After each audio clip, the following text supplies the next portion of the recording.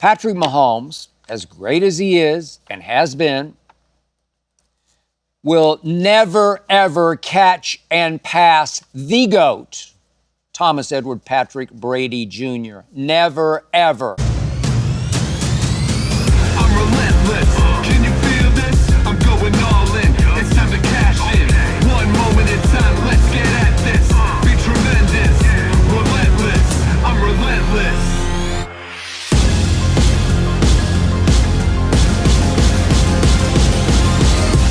Here we go. This is the Skip Bayless Show, episode 99, in honor of Joy Taylor's Hall of Fame brother, Jason Taylor, a man I got to work with at ESPN, a good man and a great pass rusher. This, as always, is the Undisputed, everything I cannot share with you during Undisputed. Today, I will tell you why Patrick Mahomes will never, ever catch Tom Brady. It's already over for Patrick Mahomes. Today, I will take you inside what it was like for me to be a guest on my brother Lil Wayne's podcast. I'll also tell you what I think was the greatest Super Bowl ever played, the all-time greatest, featuring a man I now work closely with. I'll also answer several of your questions, one about whether I'd rather have Patrick Mahomes or Dak Prescott. Are you kidding me? Give me a break. And if I'd ever want to be a guest on Celebrity Jeopardy. Our favorite show is Jeopardy. Ernestine and my favorite show is Jeopardy. No way would I ever want to be on Celebrity Jeopardy. I'll tell you about that in just a few minutes. But finally, I will finish today with how my week of COVID quarantine last week made me realize just how scary much Hazel means to me. But first up, as always, it is not to be skipped. So in this week's calm before the Super Bowl storm, I want to get this off my chest and on the record, please. Patrick Mahomes, as great as he is and has been, will never, ever catch and pass the GOAT, Thomas Edward Patrick Brady Jr. Never, ever. In fact, it's already over and done. No way, Jose, can you see by the dawn's early light. No way. It's over. It's uncatchable. It's undebatable. So let me explain. Let's start with this. Tom Brady won his first 6 Super Bowls in New England with game-winning drives in the fourth quarter or overtime. That is impossibly, uncatchably, all-time great. Then, of course, he went to Tampa during the pandemic and lifted a 7-9 team from the season before all the way up to a Super Bowl championship over Patrick Mahomes, a game in which Patrick Mahomes played very poorly, much worse than any of the 10 Super Bowls Tom Brady played. In Patrick Mahomes' first 3 Super Bowls, I dare you to go look at this, he has yet to play one spectacular signature Tom Brady-esque Super Bowl game. Not one 300-plus yard passing game does Patrick Mahomes have in his first 3 Super Bowls. He doesn't have one game that you, in the end, would say is significantly better than Tom Brady's 2, quote-unquote, worst Super Bowls, the second Eli Super Bowl and the 13-3 win over the Rams. Tom Brady averaged, think about this, he averaged 304 passing yards per game in 10 Super Bowls, 304 per game. In 3 Super Bowls, Patrick Mahomes has averaged 246 yards passing. Still no 300-yard passing game yet for Patrick Mahomes. Look, I certainly respect what Patrick has done, especially in this year's playoffs. Remember, during this regular season, he had a career-high 14 interceptions, just one off what Dak led the league with a year ago with 15. But then he cleaned up his act. Haven't seen any left-handed passes through the playoffs. I haven't seen any no-looks behind the backs, through the legs. He went up to Josh Allen and beat Josh Allen at Josh Allen. I thought Josh slightly outplayed him, but Patrick didn't turn the football over, and Patrick prevailed. Then Patrick went to Baltimore last Sunday, to my chagrin. And he had a sensational first half, even though he threw for only 69 yards in the second half. He did not turn the football over. He has yet to lose a single turnover in the 3-game playoff run up to this Super Bowl. He said after the game, he plays different now. He has learned to, as he said, his words, manage the game, as in be a game manager, as in just don't give it to the other team. Just make the right play at the right time. Whatever the defense gives you, take it. Don't force it. Just take it and take it and take it all the way to the Super Bowl. I respect that greatly. Patrick Mahomes comes across as a good kid, an exceptional leader of men. He always says and does the right things. I honor that. In fact, he's becoming that one guy that Tom Brady used to be, that one guy in big games you don't bet against. And I don't think I'm going to bet against Patrick Mahomes and the Chiefs in the Super Bowl. I am leaning toward picking Patrick Mahomes and the Chiefs to beat the San Francisco 49ers again in the Super Bowl. But now, if you would, look a little harder at Patrick's 3 Super Bowls so far. Late third quarter against the 49ers the first time around. He threw a horrendous interception. They were down 20-10 at the time. Early fourth quarter, same game. An even worse interception. What are you doing, kid? Down 20-10. Got to be 3rd and 15 at Kansas City's 35 with 7 minutes and 13 seconds left in the game, down 20-10. And Patrick Mahomes got away with throwing a punt to Tyreek Hill. Throwing a punt. Had a pass rusher in his face, and he kind of no-looked it, not by choice, as the only way out of it. He just flung it up into the deep flat, hoping Tyreek would be somewhere out there, and Tyreek had to stop, reverse field, come back, and all but wave for a fair catch to catch that punt thrown by Patrick Mahomes. 44 yards that play went and got them out of Super Bowl jail. All of a sudden, the floodgates opened, and in the last 7 minutes, as you recall, Patrick and company scored 21 points. Wow. Down 10 to up 11. Boom. Kaboom. Went Jimmy G. He was very lucky, Patrick was, that the opposing quarterback was Jimmy Garoppolo, who in the fourth quarter went 3 of 11 for a grand total of 36 yards. Threw an interception, missed Emmanuel Sanders late in the game, wide open at the goal line.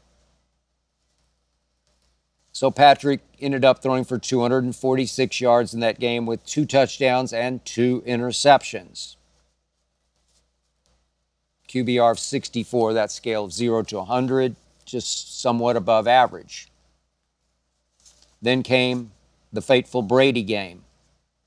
All I hear is, he had no offensive line. Heck, in half of Tom's Super Bowls, he had no offensive line. You just learn to get rid of the ball quicker. You figure it out on the fly. You dink and dunk until you finally tire out the pass rush enough until they keep saying, we almost got there, we almost got there, almost got there. And then you start hitting them deeper and deeper. You figure it out. Patrick could not figure it out. It was 31-9 Tampa. 0 touchdown passes from Patrick.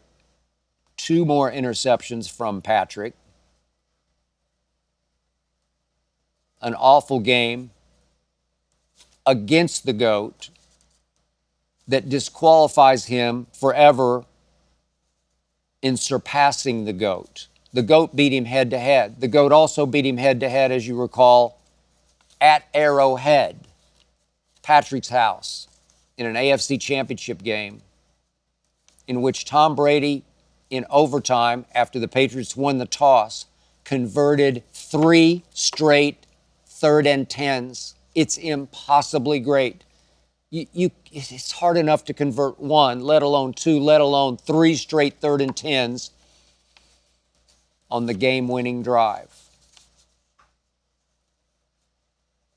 Beat him head-to-head twice in huge playoff games, an AFC Championship game and a Super Bowl. It's over and it's done. Never catch him. You stunk against him in ways Tom never stunk in any of his 10 Super Bowls. And then last year against Philly. Close game. Became something of a weird sort of fourth quarter shootout. Chiefs prevailed over the Eagles 38-35. Patrick threw 3 touchdown passes without an interception, did not turn the ball over 1 time, had a very high QBR just because he was so efficient in the game. 97 was his QBR. But he threw for a grand total of 182 yards against a leaky, flammable, torchable Eagles defense that Dak Prescott, just a few weeks earlier against, had thrown for 347 yards and 3 touchdowns. I still don't know how the Eagles got there. It's because, obviously, Brock Purdy got hurt on the opening series of the NFC Championship game at Philadelphia, or the 49ers would have gone. But Patrick could muster up only 182 yards passing against that defense that completely collapsed this year, as you saw, losing 6 of its last 7. Think how much Patrick benefited from Jalen's one huge mistake in that game, Jalen Hurts. He just lost the handle. Nobody touched him. He lost the handle. I don't know what happened. He lost the handle. And the ball just happened to bounce perfectly up into the hands of Nick Bolton, who scooped it and scored with it. A defensive touchdown. How much did Patrick benefit in last year's Super Bowl from 158 yards rushing? Almost as many rush yards as you threw for. I don't know, not all that impressive against that defense? Really? And what about the punt return in the fourth quarter that broke it open? Kadarius Toney now in the doghouse for the Chiefs. He went 65 yards on a punt return all the way down to the 5-yard line. Did Patrick do it? No, he didn't do that. Had nothing to do with that. Cashed it, nothing to do with it. Benefited from it, nothing to do with it. I look at Tom Brady's numbers. 4 times in 10 Super Bowls, he went way over 300 yards passing. He had a 328 against the Legion of Boom. He had a 354 in his second Super Bowl, which became a shootout against Carolina in Houston. I was there. 354, and my man Keyshawn Johnson on Undisputed keeps telling me, first 3 Super Bowls, Brady was a game manager. It's all defense. Really? What? I'll give you the first one against the St. Louis Rams. I'll give you that one. Although Tom at the end completed 5 straight passes as a first-year starter to lead that team all the way down the field to a 49-yard field goal by Adam Vinatieri that won it at the buzzer. That's all he did. Game manager? Go look at that Tuck Rule game. They shouldn't have won it, but go look at what Tom did in the snow.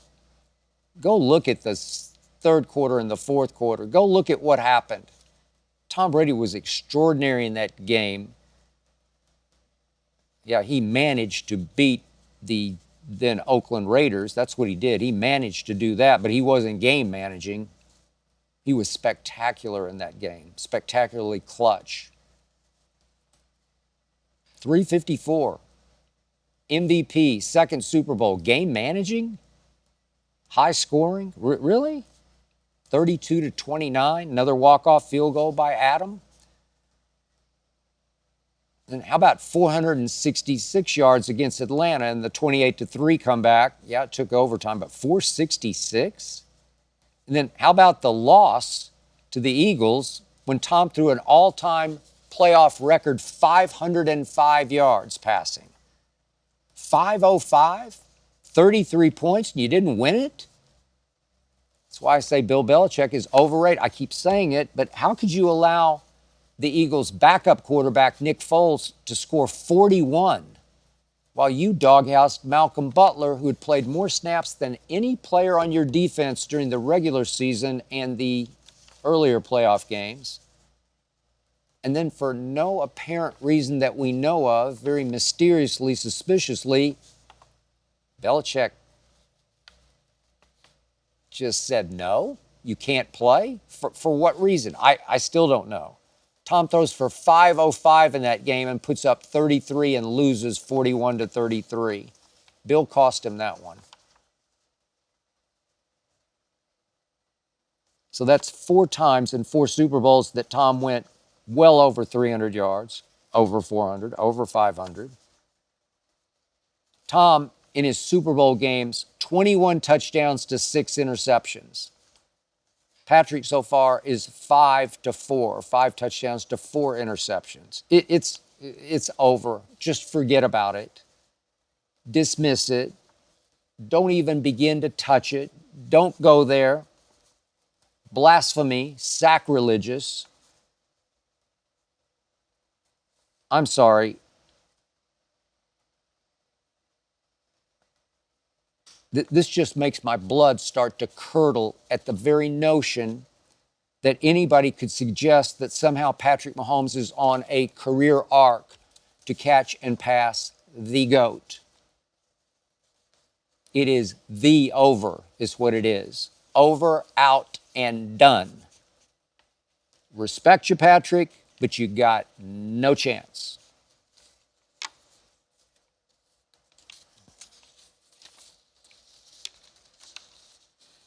So the other day, I did something I've never done. I reversed roles with my brother, Lil Wayne. And instead of him being my guest, as he is every Friday on Undisputed, 11:30 Eastern, in studio, I was a guest on his podcast on Apple Music. Happened this past Monday. Apple Music Studios, not too far from where I live on the west side of Los Angeles, down in Culver City. They are spectacular. Wayne's studio for his podcast is spectacular. Eye candy, amazing, huge, great staff. And Wayne takes this podcast over. He's different than you might see him as my guest on Undisputed because he goes into show mode. He goes into performance mode, concert mode, stage mode, and just takes it over. So I wasn't sure exactly how it was going to work. I waited outside his studio and watched through the glass as he recorded what they call some liners, some setups, some intros and outros. And then his staff said, okay, it's time. I blow through the door. He comes all the way around the set, gives me a big hug. Here we go. We got no real plan. I sit down, I put the headphones on. I hate headphones. I don't have any headphones on here. I don't like the sound of it because you can sort of hear your voice echoing in your psyche. I never watch back first Undisputed. I never watch anything that we do in the morning. I don't ever look back at anything I've ever done on First Take or Cold Pizza. I just don't. I've told you before, I'm just as real as I can be. And if I start breaking down tape of myself, I fear I'll turn into an actor. Like, oh, I should have grimaced there, or I should have chuckled, or I should have shaken my head, or laughed out loud, or this or that. And it becomes too stagey for me. So I don't want to watch myself. I don't like to watch myself. I'm a raging perfectionist, and I would pick myself to pieces and probably not be able to do tomorrow's show if I broke down today's. So there's something about putting on the headphones that sort of contains me in my own head, and I can actually start to pick apart what I'm saying because it's sort of echoing in my brain. Sometimes I release one side of the headphones and kind of stick it behind my ear so I can hear the natural sound coming across the table. But Wayne had his headphones on. I kept mine on. There were, it seemed like 5 camera people around holding handheld video cams, maybe still shot cams. I don't know. They're just shooting like crazy. But you tune that out. I locked in on Wayne, pretty far from me across the table, like 10, 12 feet across. It's a huge table. There was no official intro. It just felt like kind of a cold open, which I wasn't quite ready for. And he's just like, how you feeling? And I just blurt out, my heart's still hurting because this was Monday and I just watched what had happened to Lamar Jackson on Sunday at Baltimore. And I just start spilling as I would out in the hallway to Wayne about how I believed heart and soul in Lamar all season long. I picked the Ravens to beat the Cowboys in the Super Bowl. I just thought they were clearly the best team from the start. I thought this year would belong to Lamar. I picked him to be the MVP of the regular season, which he will be. But I also picked him to be the Super Bowl MVP. So I'm gushing and spilling because it hurt my heart down to my soul to watch Lamar self-destruct against Mahomes as he tried to out-Mahomes. The whole second half, he's trying to go bombs away, and if he could have just connected one time with Odell, one more time with Zay, just one, it's a one-play game. If Zay can hang on to the ball and get it, break the play and get across the goal line, all of a sudden it's 17-14, early fourth quarter. I think we have a different conversation. But Lamar, bless him, fell to 2-4 in the playoffs. And I knew it was coming, the onslaught, the fallout, the negativity. See, he can't throw. See, he's just a running quarterback who couldn't even run against the Chiefs. No, he's way more than that. He's a 2-time MVP. But I can't defend having 2 1 seeds and losing home playoff games. So I'm just gushing and just talking. And suddenly we're just off to the races. No plan. We talked for 90 straight minutes before they finally had to stop us. There's no structure. I think he asked me, I don't know, 2 questions in 90 minutes. Look, I've told you before, I rarely talk sports with anybody else. I'll admit it, I'm a sports snob. I feel like I just know too much. I'm just too sports savvy. I'm too knowledgeable. I don't suffer sports fools lightly. But Wayne, I talk sports with. Dwayne Michael Carter Jr. is deep smart when it comes to sports and life. We talk sports and we text sports constantly. He is my equal in my eyes. Someday, I should put together a book of just our texts back and forth. They're sort of, can you top this text feeding off each other? Someday I should do that. I've told you before that my wife Ernestine and I, every month or two, go out to see Wayne at his place out in the valley here in LA. We just go to talk. We don't go to eat. Heck, we don't even go to pee because we don't use the bathroom, rarely. Maybe Ernestine might before we leave, but last time we were there for 4 hours, nobody peed. We just talk. With Ernestine, we have to watch the sports. We lose her, but we talk a little sports and a lot of life, a lot of music, a lot of TV. And I just forget where I am. And that's what happened on Wayne's podcast. I literally just lost myself. We were just feeding off each other, just riffing for 90 minutes.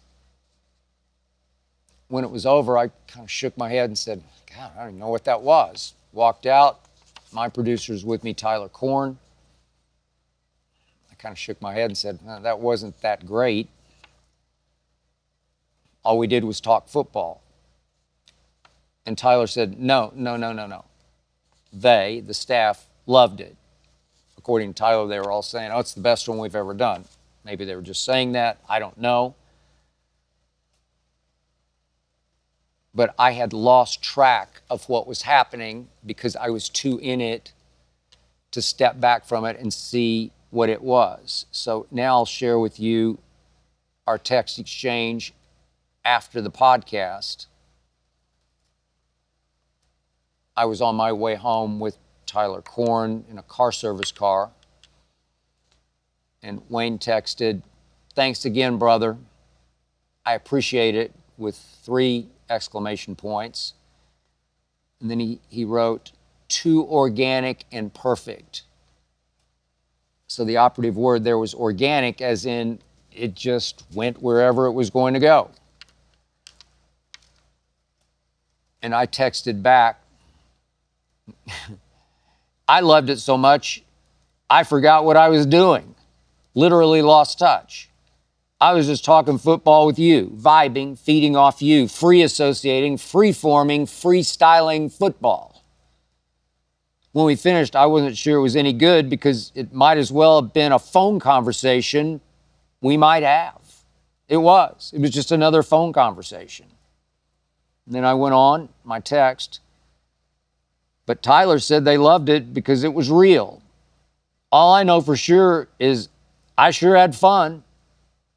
Thanks for making it happen. Love you. And he wrote back one more time, perfect as usual. Love you, man. Okay?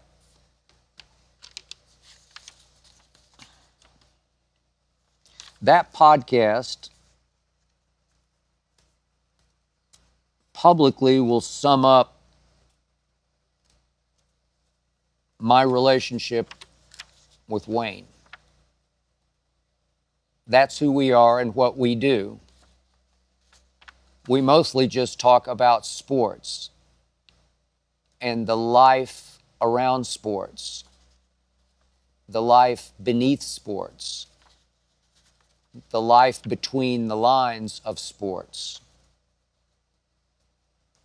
That's who we are.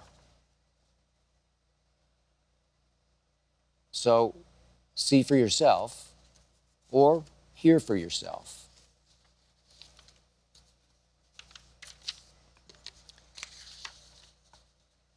This is a question from Gregory from Glens Falls, New York. What is the greatest Super Bowl of all time? Aha. Very simple, but very complicated, and a very good question. Made me think. So, bear with me on this. I'm going to go way old school to start with. I must mention the Super Bowl that was played on January the 12th of 1969 because it was the most significant Super Bowl ever played. It was Super Bowl III. It was the AFL champion versus the NFL champion. And the NFL champion was an 18-point favorite over the cuddly little underdogs, the Jets from the AFL. And somehow the Jets won 16-7. Most significant game ever played because it launched the AFL into a merger with the NFL, from which we all still benefit to this moment. And it launched the career of a man I got to know very well, Joe Willie Namath, Broadway Joe, the one and the only.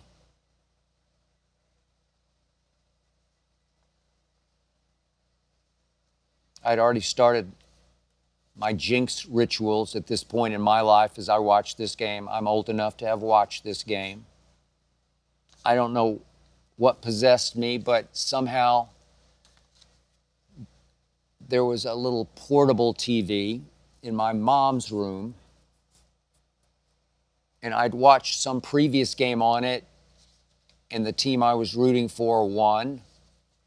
So I thought, because I loved Namath so much, I had a poster of Joe Namath on my wall alongside my Muhammad Ali poster.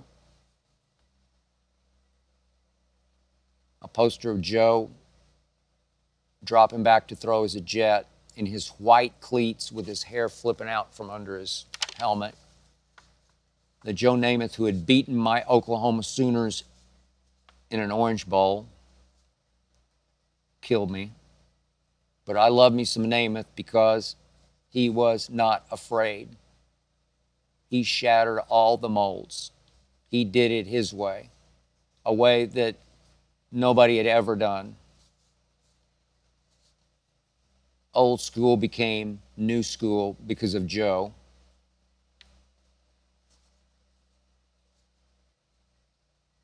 And yet, I look at what happened in that Super Bowl. As I watched, I actually was lying on the floor of my mom's room, right in front of her little portable TV, the head of the bed. I just laid on the floor and watched it by myself, rooting my brains out, as the hopeless underdogs beat the big bad bully Baltimore Colts 16-7. Joe was not spectacular, but he was the Super Bowl MVP. He threw for 206 yards that day, no touchdowns, but no interceptions. But what that game is best known for is that the week before, sitting with, 3 or 4 reporters, because there weren't many covering those games in those days, poolside in Miami, Joe guaranteed victory, then backed it up in another interview. Guaranteed. And there's that famous picture of him running off the field with his index finger up in the air. He pulled it off. Joe Namath is in the Hall of Fame because of that game. There's only one player in the Hall of Fame who's actually a one-game Hall of Famer, and it's Joe Willie Namath, and he belongs. He was a great thrower of the football, but he got hurt. Both his knees got wrecked. I got to know him when he came out here at LA to play for the Rams when he was just a shell of himself, a pathetic shell of himself. He made 5 Pro Bowls. He threw 173 touchdown passes, but 220 interceptions. He was the original gambler. 4 times Joe Namath led the NFL in interceptions. And his overall record as a starting quarterback was 62, 63, and 4. So he lost one more game than he won, and he's in the Hall of Fame where he belongs. Most significant game ever to launch a league and a career was that game. But it's not the greatest Super Bowl ever. I just needed to pay homage to it. The greatest collection of talent I ever saw on one football field, Hall of Fame talent, was a game I covered in my earliest days as the columnist at the Dallas Morning News. This was January 21st of 1979, Super Bowl 13. Steelers beat us that day because they were a little better than us. Steelers 35, Cowboys 31. It was a great game to watch. It did not have a photo finish or a classic ending. They were ahead 35-24. Roger Staubach went to Drew Pearson for a late touchdown, 35-31. But each team had 9 Pro Bowlers that year. The Steelers were represented in that game by 15 Hall of Famers, including front office and coaches. Cowboys represented in that game by 10 Hall of Famers, front office, coaches, and players. So that meant 25 people went from that game into the Hall of Fame. There's just never been anything like it. But greatest game? No, can't do that. Greatest offensive photo finish game was the Montana game against Cincinnati. I was there, Super Bowl 23, also in Miami.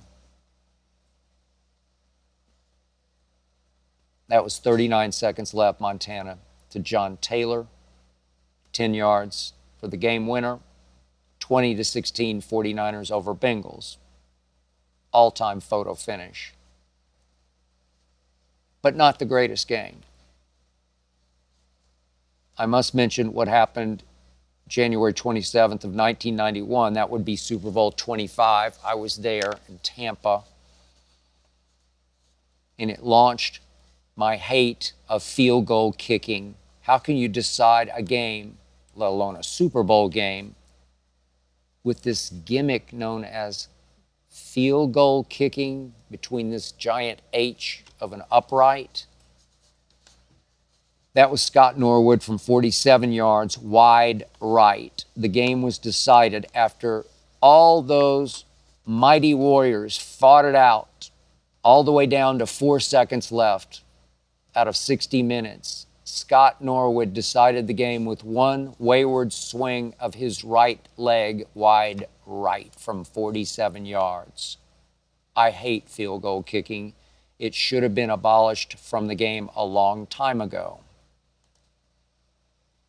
Of course, I must mention, before I get to the games, the 3 dynastic Super Bowls played by my team in the 1990s. Michael Irvin's team, Troy Aikman's team, Emmitt Smith's team, Jimmy Johnson's team, Jerry Jones's team.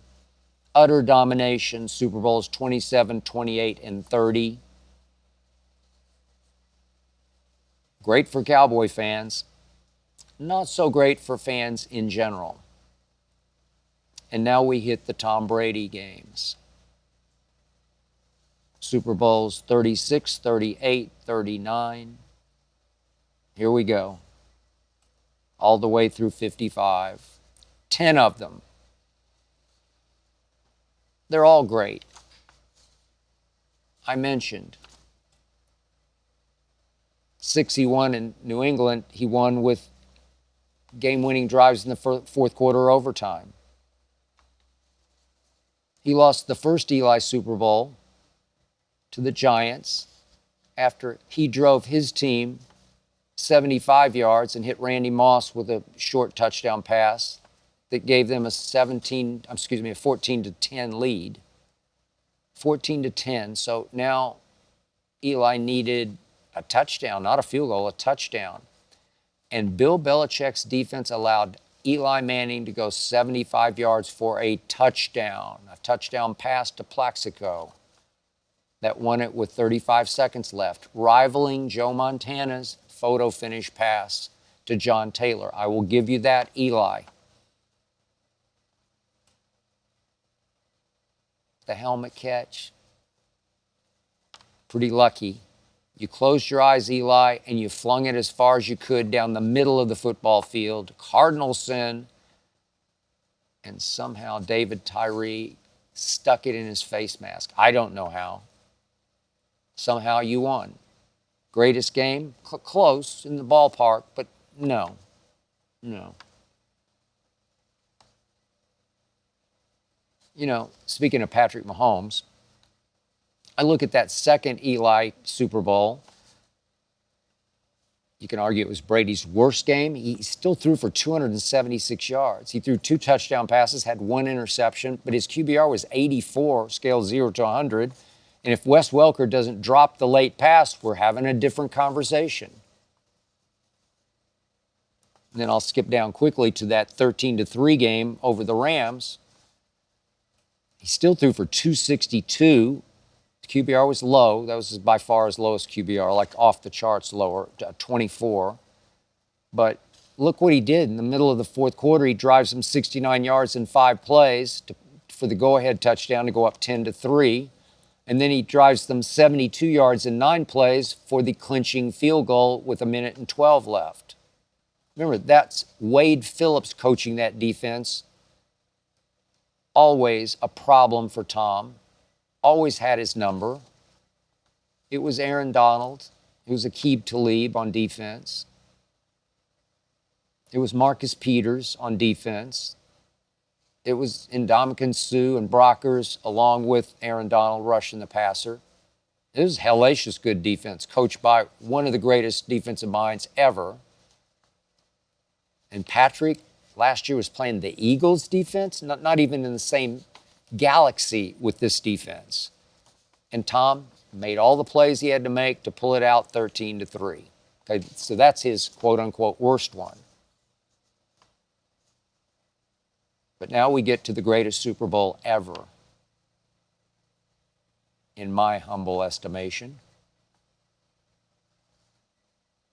This one took place in Glendale, Arizona, February 1st of 2015, Super Bowl 49. The Patriots trailed the Legion of Boom, featuring my man Richard Sherman, 24-14 going to the fourth quarter. 24-14 going to the fourth quarter.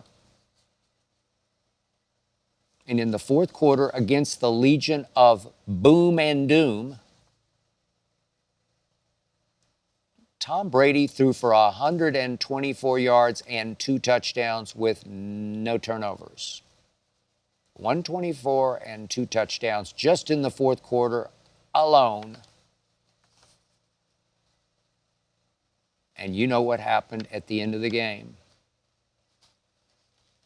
After Tom did all those Tom things, and New England seized the lead 28-24, here came Russell Wilson, deep to curse, 33 yards, the 1:14 left. All of a sudden, 1st and goal at the 5, and I'm thinking, oh no. Lord help us.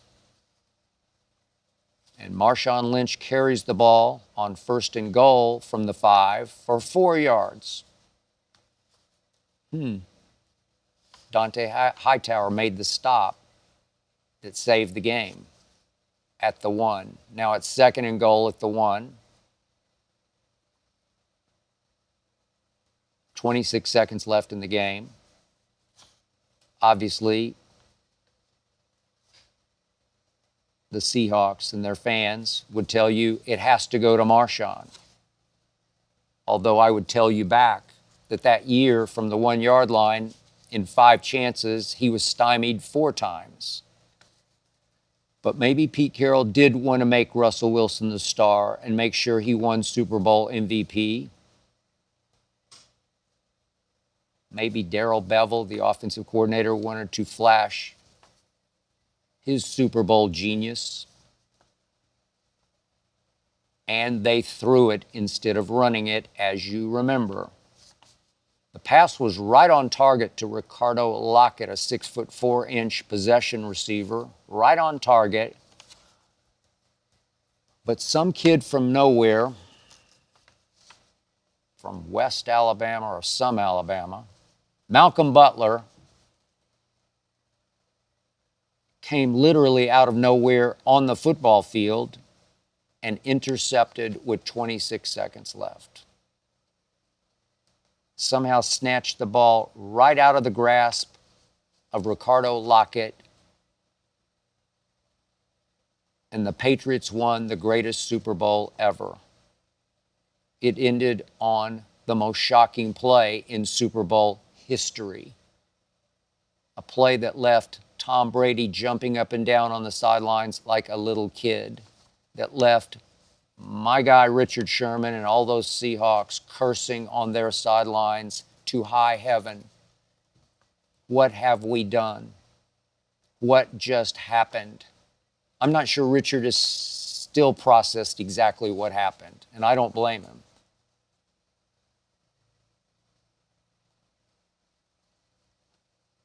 Malcolm Butler intercepted the pass, and the greatest game ended with Tom Brady winning yet another Super Bowl with a fourth quarter performance that was certainly worthy of MVP.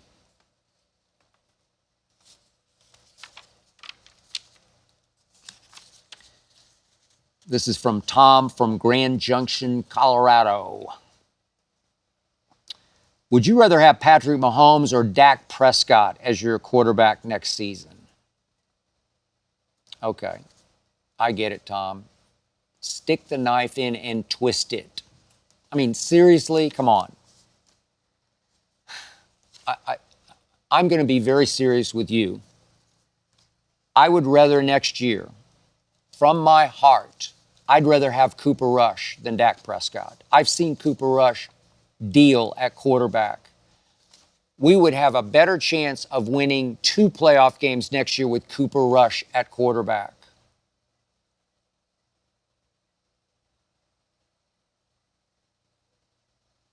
I'd rather next year have Trey Lance at quarterback instead of Dak Prescott. I love Trey Lance coming out of the draft. And guess what? Kyle Shanahan and Mike Shanahan, 2 of the greatest offensive minds ever, loved Trey Lance. He got banged up. He got beat up. He couldn't get healthy. He struggled. And out of heaven into their laps fell Brock Purdy. And suddenly he was expendable, and they had to get rid of him so he wasn't a constant threat to Brock Purdy looking over his shoulder pads. They just had to clear the decks and plunge with Brock because Brock had shown them right away he got it. He got a hold of their offense and stayed healthier, obviously, than Trey Lance, and now he's a Dallas Cowboy. I would love to see Trey Lance and see what he could do next year because he has big-time ability. I think he has big-time football character, the likes of which I'm not sure number 4 has. He has not displayed it in big playoff games. Dak Prescott is now 2-5 in the postseason. Dak Prescott has flamed out in 3 straight playoff games. Average QBR in those games of 43, scale 0 to 100. He's really stunk in all 3 of them. I'd much rather have Brock Purdy next year than Dak Prescott. I'd rather have Jordan Love than Dak. Much rather have Matt Stafford than Dak. I'd rather have Baker Mayfield than Dak. I mean, Baker keeps playing really big playoff games. Won one in Cleveland and lost one, and now he won a big one over Philadelphia. and played great in the one that they lost narrowly at Detroit. I'll take Baker. I'll definitely take Jalen Hurts over Dak Prescott. C.J. Stroud, are you kidding me? Please, I'll take him. Anthony Richardson, we only saw a flash of him. I'll take him over Dak right here, right now. I mean, seriously, it's come to the point where, for me, Dak and Daniel Jones would be a coin flip right now. I've just seen enough of Dak Prescott. And obviously, if we go back to the question, to Tom's question, well, clearly, Mahomes, Joe Burrow, Josh Allen, Lamar, Jared Goff. Give me Jared Goff over Dak any day or night. Trevor Lawrence, yeah, I'll take him. Kyler, I'll take Kyler over Dak right here, right now. I wasn't the biggest Justin Fields fan, but he's starting to win me over. Sometimes with his legs or his arm and his character. He's a tough kid. His clutchness, he makes big throws. Right now, I'll go Justin Fields. I need to change my scenery in my life. You know, I got to go new. I got to go different. I got to give somebody else a chance. It's all about standards. I keep telling Keyshawn and Richard Sherman, my standards are NFC Championship game or bust. I'm spoiled. Lifelong diehard Cowboy fan. I lived through Dandy Don Meredith and certainly Roger the Dodgers Staubach, Captain America, and Troy Bleepin' Aikman. I know what that feels like. I lived through 8 Super Bowl games and 5 Lombardi trophies. I know what that feels like. At least I used to, but not for the last 29 years. I'll admit it, you got me, Tom. I am stuck with Dak Prescott. I'm pretty sure I'm stuck with him for the next 10 years because Jerry's 81. He used to be a plunger. Now he's a play it safer. Keeps talking about his mortality. My window could be closing. Okay. Whatever, Jerry. You made your fortune plunging in the oil fields, and now you won't do the right thing and plunge when it's clearly time to plunge. Because these are the Dallas Cowboys. This is America's team. You have fans who have known the highest of highs, and now you keep hitting them with the lowest of lows. 27-0 down to Green Bay before halftime of a home playoff game with a possible 2 straight home playoff games, the next one over Detroit, to get to our first NFC Championship game in 28 years? Are you kidding? I'm supposed to live with this? I'm supposed to shrug and roll my eyes and say next? No, I'm done. I'm over. I'm out. 12-5s mean nothing to me. 3 straight 12-5s equals 0 to me.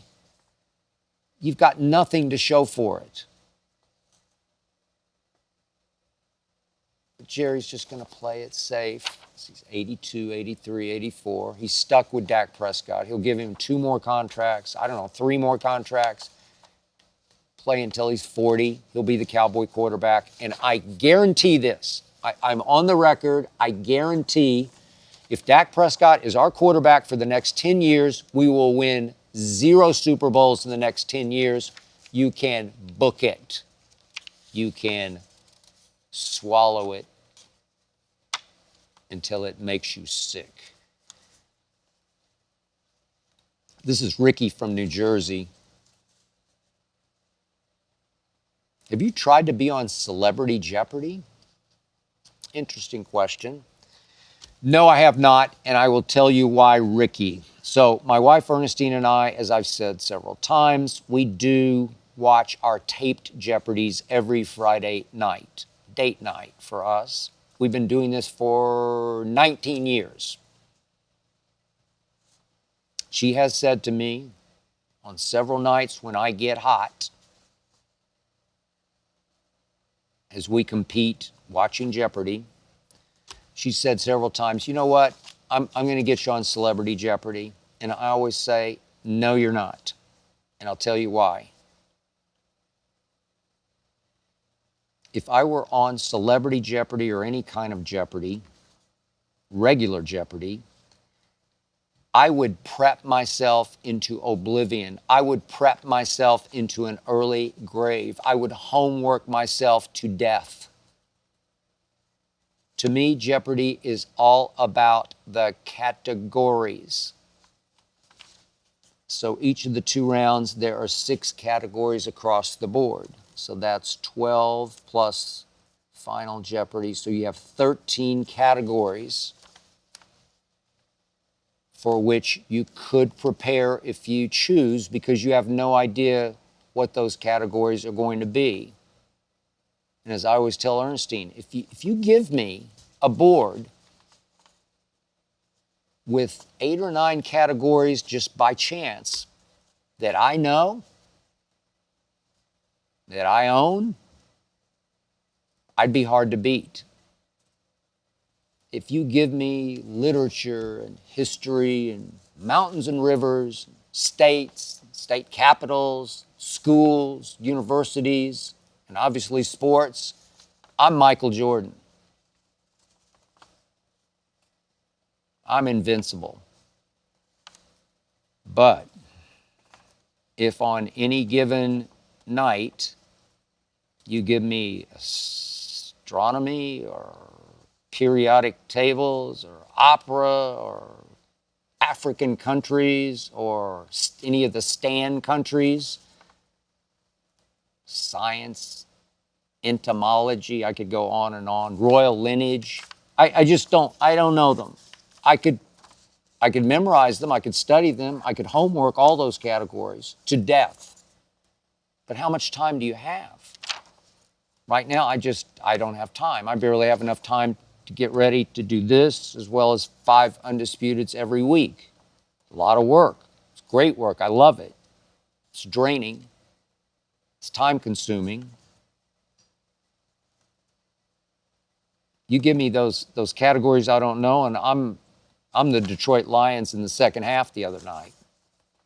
I'm overmatched. As Ernestine sometimes says when we hear the Final Jeopardy category, she says, call me a cab.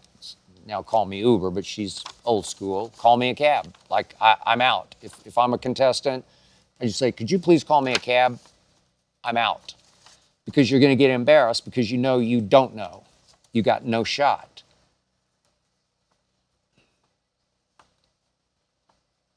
So if they ever ask me to be on Celebrity Jeopardy, I'm pretty sure I would opt out. Just understand, it's hard to predict categories. It's hard to anticipate categories because you're dealing with the entire world and the entire universe. The categories can come from any and everywhere.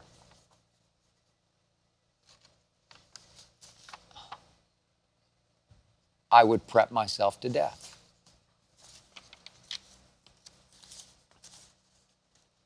This is Oliver from East Lansing, Michigan. What big plans are there for your first weekend coming up of non-football? Ernestine will appreciate this question because I cannot tell you. It's hard to explain just how hard football season is on any relationship, but especially mine with my wife. I mean, Monday night football and Thursday night football, and then all day and all night Saturday college football, and then all day and all night with a lot of show prep and social media on Sundays. Every Sunday is wall to wall. I'm over and out. And then the NBA kicks in mid-football season, and I'm not available, literally or emotionally. Yeah, I'm paid, obviously, it's my job to watch everything. And even if I weren't doing this job, I'd be watching a lot of these games because I am a sports nut. I admit it, I'm addicted to the drama. Sports to me are the ultimate reality show, reality TV.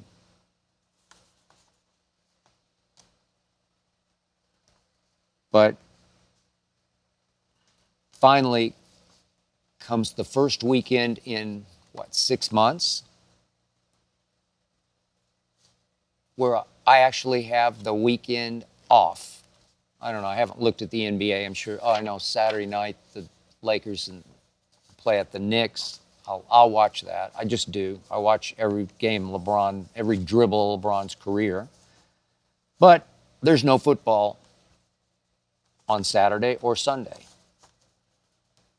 We've had these playoff weekends where I've been wall-to-wall NFL games on Saturday and Sunday. Sorry, Ernestine, I'm out. So I don't know. Ernestine and I might this weekend go to 2 movies. She wants to see The Beekeeper because she loves her some Jason Statham. We'll go to The Beekeeper.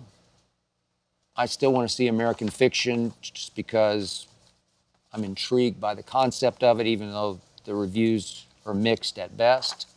But maybe we'll go to 2. Maybe we'll just hang out a little longer together. Maybe I'll even have time on Saturday to go play 9 holes of golf. And hey, on Sunday morning, for the first time since the Sunday before NFL kicked off, I'm going to church.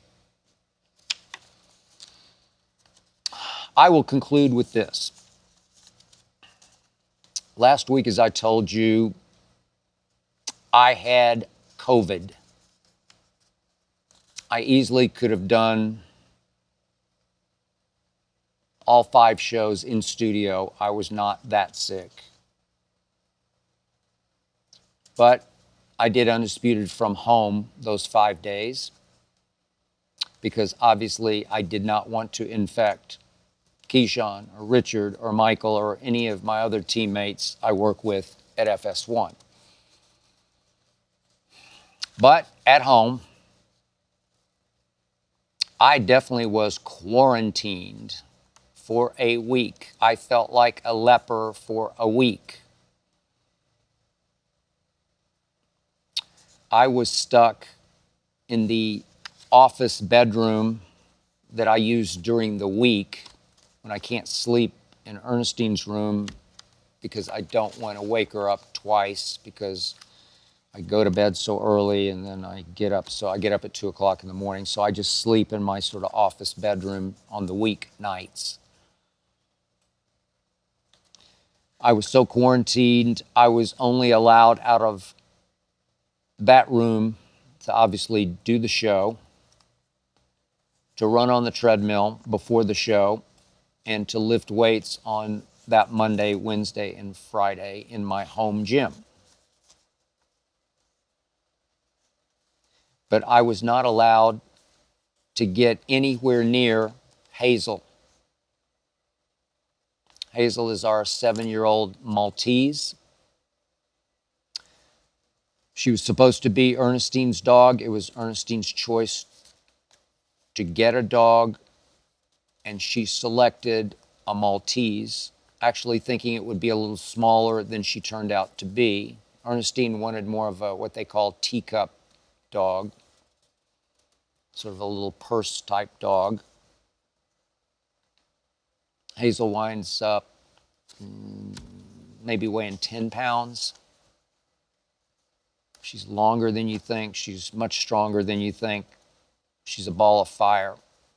She belongs in nobody's teacup.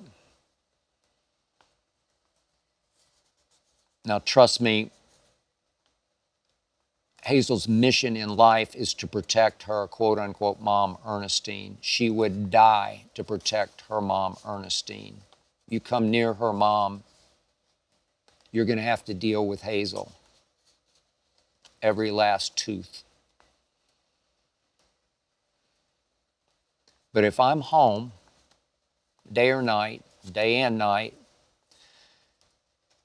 Hazel hangs out with me. Slowly but surely, she became a little more my companion than Ernestine's companion. I didn't plan it. I didn't try for it. It just happened. In fact, I actually tried not to be her quote-unquote dad. And she gravitated to me. So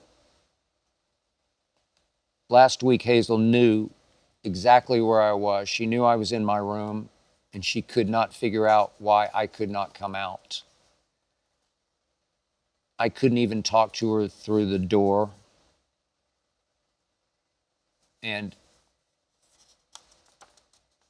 it actually started to scare me how much I missed her, because we are constant companions when I'm home.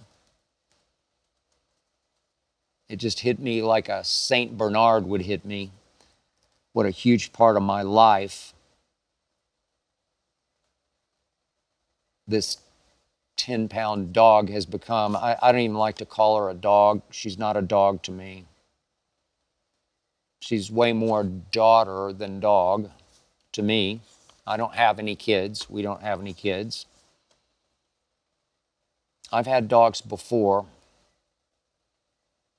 but never anything like this dog or daughter. I mean, every NFL and college game I watched this football season, every single one of them, she watched with me at my feet in her bed, her little pink bed. I knew from the time she was a puppy, she was just different.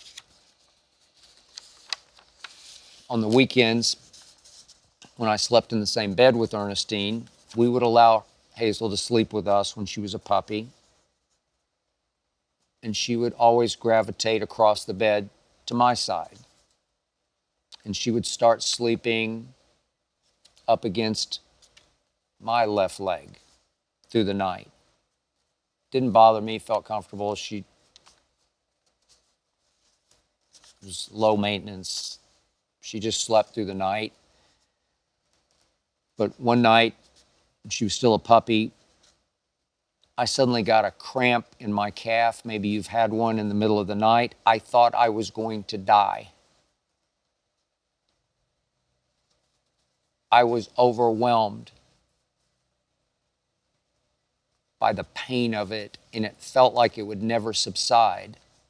And so as I writhed in bed, Hazel started pushing against my left leg as hard as she could push, because she knew I needed help. That's when she started to win me completely over. Now, every time I lift weights, every single time, she sits and watches me lift weights. And when I get to my final set, she gets up and comes over to me and anticipates me being finished and being happy. She knows down to the set what my last set is. Chest and back days, she knows my last set is always the third set of pull-ups I do, always. And then on shoulder and arms days, she knows full well my last set will always be the third set of my rear delt flies. So it was last Friday morning. I finally tested negative. Ernestine made me take a second test just to validate, just to be sure.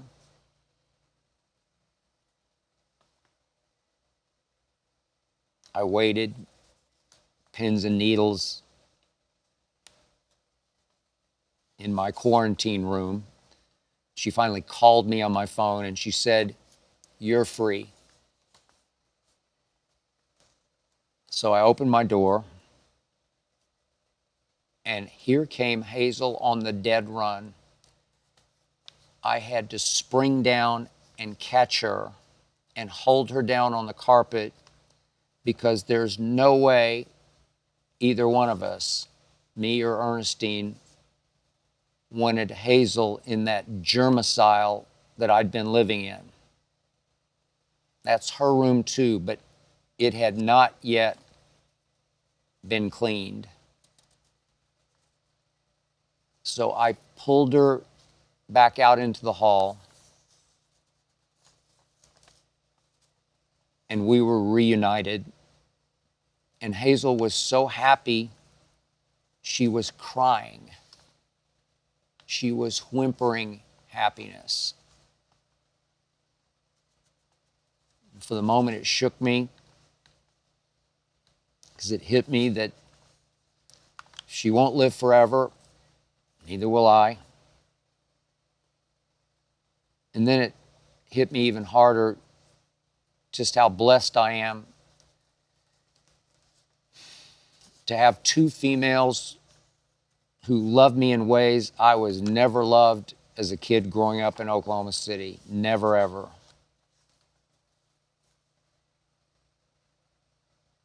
I love you, Ernestine. I love you, Hazel. Did I ever miss you? Missing you hurt way worse than any of my COVID symptoms. That's it for episode 99. Thank you for listening and or watching. Thanks to Jonathan Berger and his All-Pro team for making this show go. Thanks to Tyler Korn for producing. Please remember, Undisputed every weekday, 9:30 to noon Eastern. The Skip Bayless Show every week.